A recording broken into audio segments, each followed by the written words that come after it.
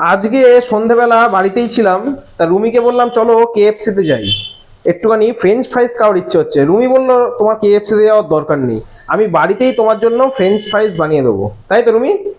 দেবো। তা ফ্রেঞ্চ ফ্রাইজ কতটা এগোলো তোমার কাজ? অনেকটা। অনেকটা এগোলো। বাবা, আলুগুলো একদম, এটা কি মানে তেলের মধ্যে দিয়ে একটু লাল লাল করে আলুটা ভাজছো নাকি নাকি এরকমই থাকবে জিনিসটা? জিনিসটা হ্যাঁ, নাকি এর চেয়ে বেশি ভাজবে? আর একটু ভাজলে ভালো হয়। আর একটু ভাজা ভাজা হবে, তাই তো? তা আলুটার মধ্যে আর কি কি দিয়েছো তুমি? নুন, হলুদ, লঙ্কার গুঁড়ো।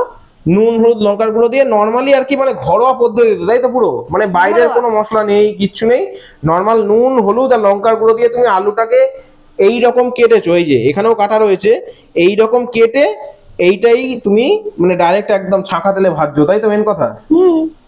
বাহ, দারুণ হচ্ছে, করো। করলে বলো, প্রথম আমি খাবো কিন্তু।